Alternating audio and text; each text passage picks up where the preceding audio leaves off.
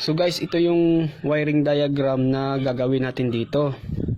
So makikita nyo dito sa guhit na to, may nakalagay na CB o circuit breaker, load o yung pinakailaw natin, switch o yung single switch, tsaka yung outlet natin o convenience outlet.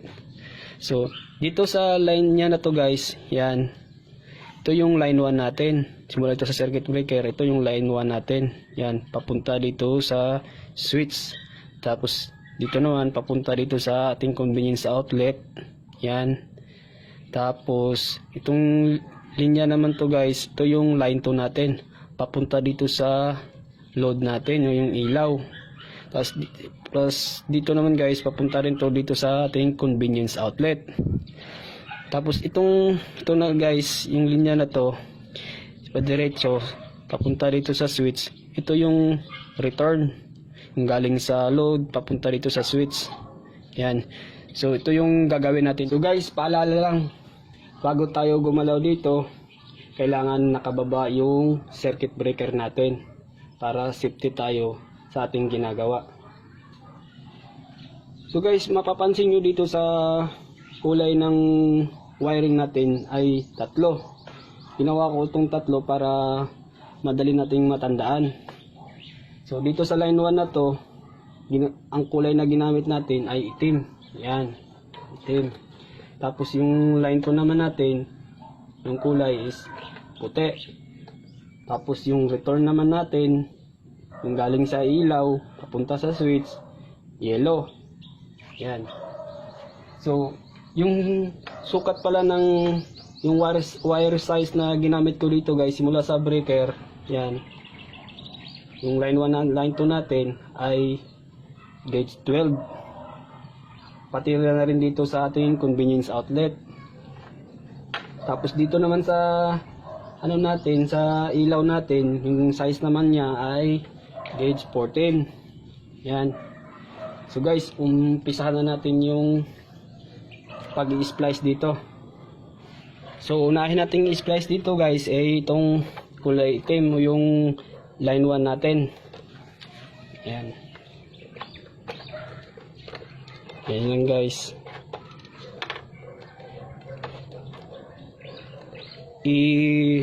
Ano natin to guys, pipigtail.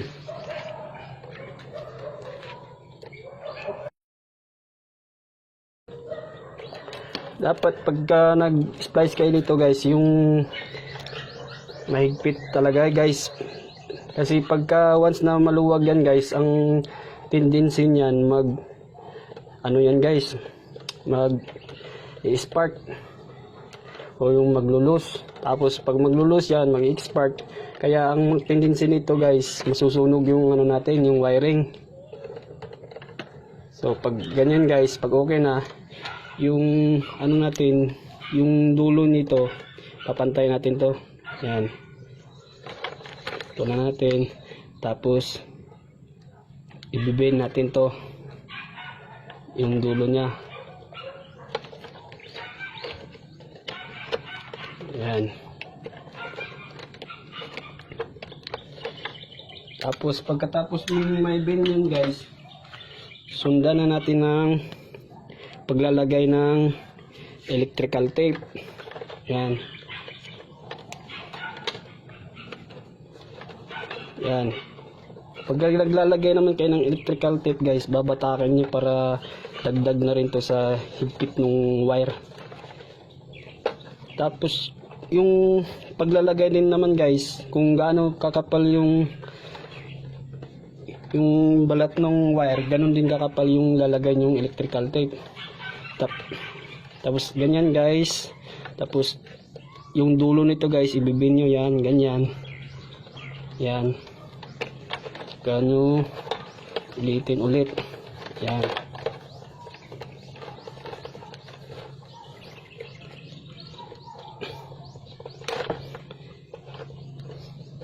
So yan guys.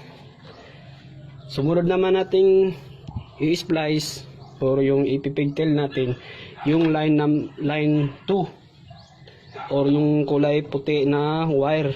Yan guys. Yan. Yan naman natin.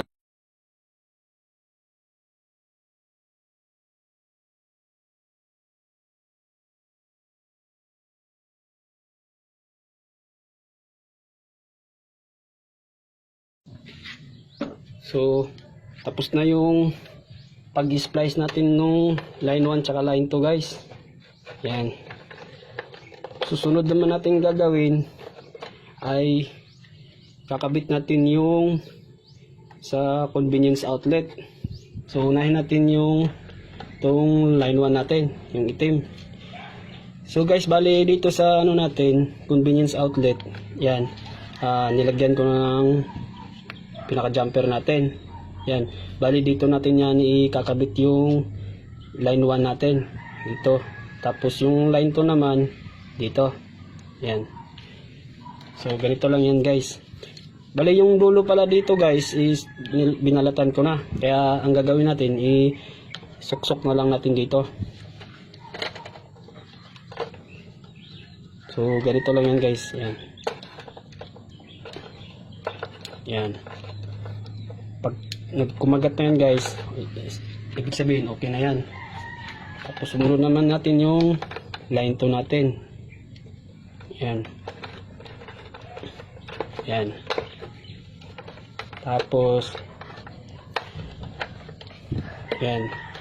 Tapos tanggalin pala natin to yung cover nya. Yan. Para ma-screw natin.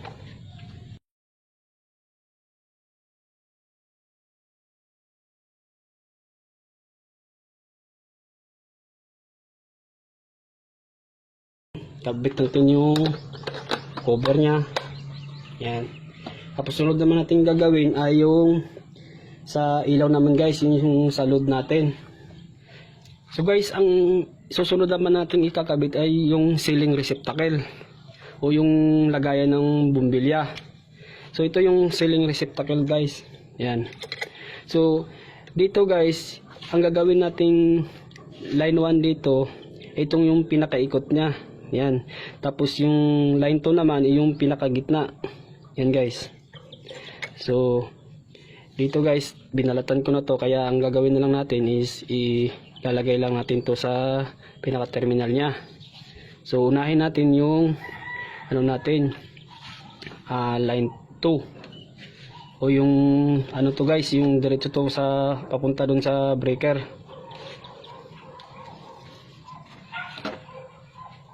Bali luwagan nyo lang yung ano guys, ito yung ano natin, ito yung line 2 natin yan. So luwagan nyo lang yung pinaka screw nya. Yan. Yan.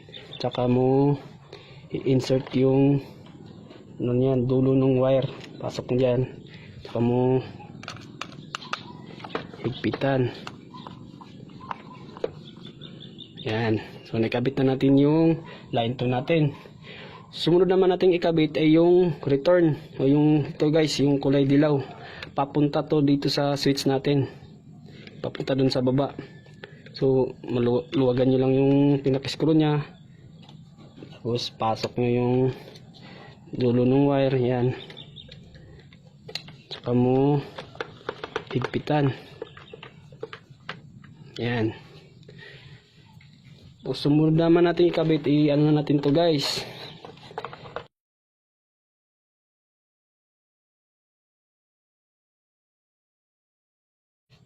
Susunod naman natin ikakabit dito guys ay yung switch nya. Kakabit na natin yung switch guys. So bago natin to pala ikakabit, kunting tips lang muna. Sa pagkakabit ditong switch guys, pagka naka portrait yan guys, yung pinakabukasan niya ito guys, nasa right side. Tapos yung pagka naka landscape naman guys, yung bukasan niya yan nasa taas. So kakabit na natin to guys. So, dito yan natin ipapasok guys, dito sa pinakabutas niya. So bali itong dalawa na to guys, yan bali connected yung dalawa. So pag naglagay kayo, dapat dito kabilaan. So unahin natin ikakabit ay yung line 1 natin o yung itim. So dito natin yan ipalibati. Guys, yung ano pala dito, yung dulo niya, tinanggalan ko na ng balat. So bali isusuksok na lang natin to. So yan, pasok nyo lang dito guys, yan. Yan. Tapos ito naman yung return nya, pasok nyo lang dito sa kabila, yung tapat nya. Yan. So okay na guys, na ipasok na natin. Tapos yung ano na yan, wire, bin nyo lang para yan. Yan.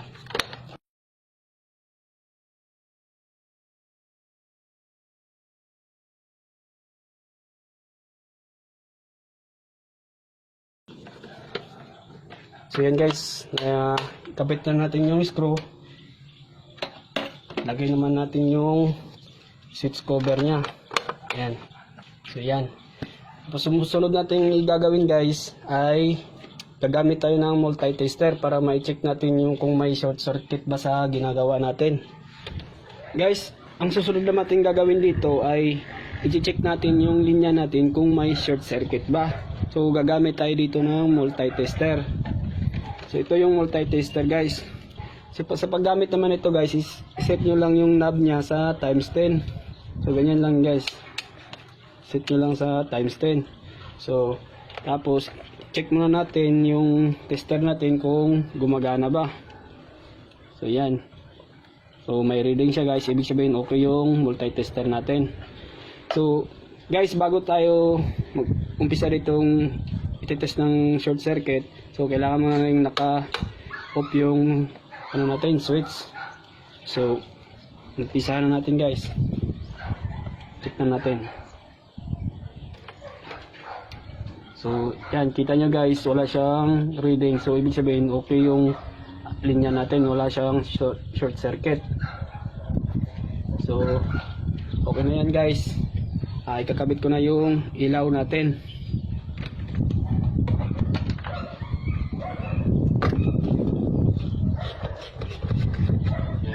So nakabit na yung ilaw natin. Bubuksan ko na yung circuit breaker natin. Yan.